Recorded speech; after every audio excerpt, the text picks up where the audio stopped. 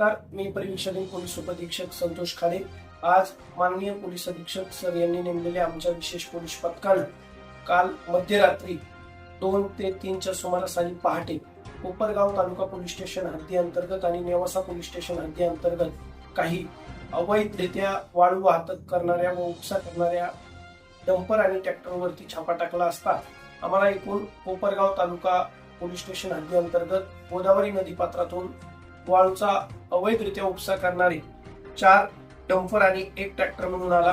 तर आम्ही त्या ठिकाणी 7 आरोपी विरुद्ध गुन्हा दाखल केलेला आहे। तसेच दुसरीकडे नेवासा पोलीस स्टेशन हद्दी अंतर्गत 1 डंपर वाळूची अवैधरित्या वाहतूक करताना आम्हाला आढळून आला।